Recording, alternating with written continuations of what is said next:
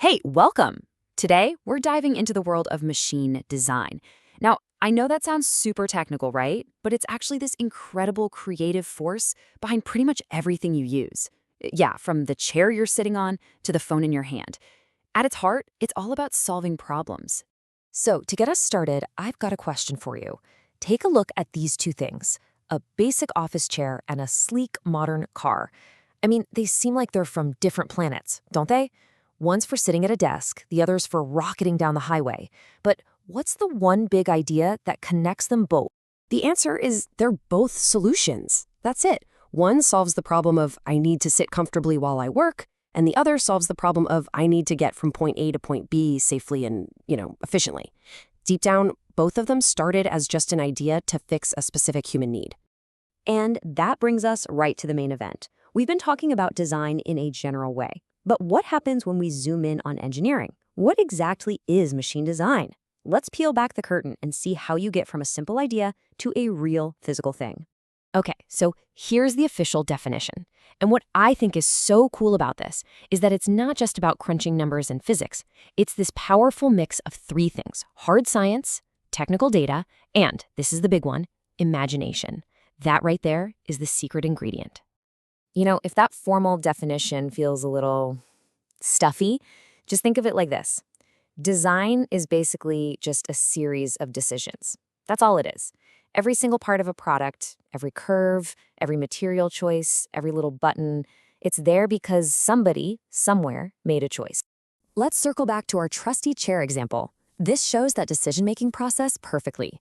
So, what's this chair for? An office? A fancy dining room? Is it for a grown-up or a kid? And what's it made of? Wood? Plastic? Maybe metal? How should it look? See, every single question leads to a decision, and all those decisions pile up to become the final product. So if every design is just a bunch of decisions, how do designers come up with something new? Well, it's not always some big eureka moment. Turns out there are a few different paths they can take. You can think of them as different strategies for bringing something new into the world. And here's the playbook: adaptive, developmental, and new design.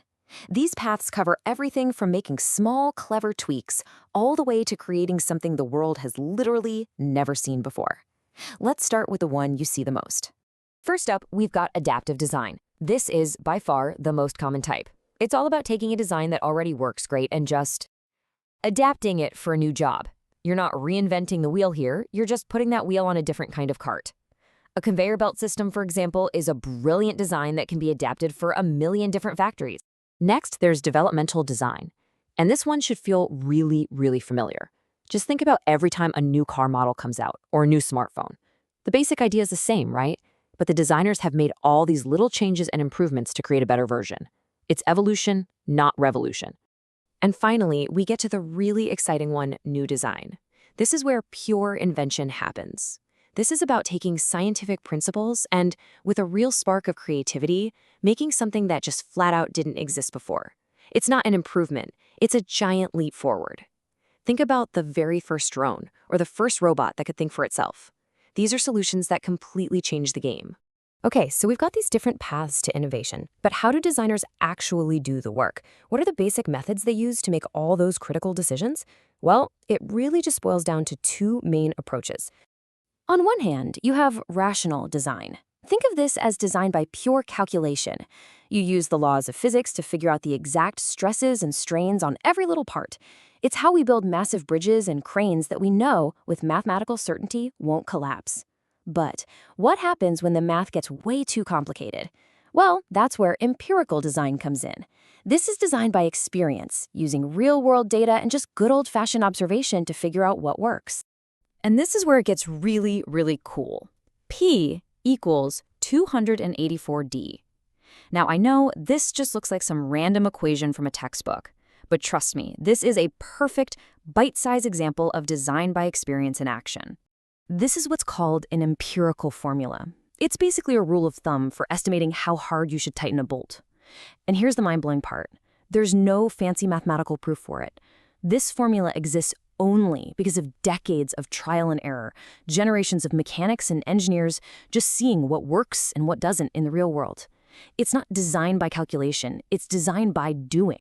So whether a designer is using precise calculations or hard-won experience, they're not just working in a bubble.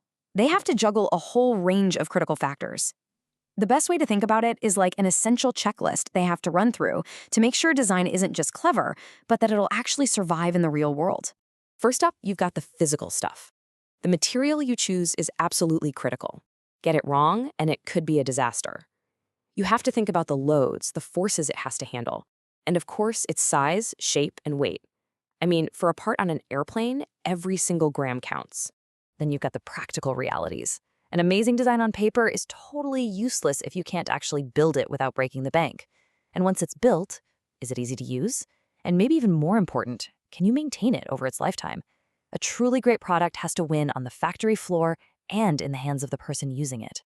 And finally, and you could argue this is the most important part, there's the human element. First and foremost, a design absolutely must be safe.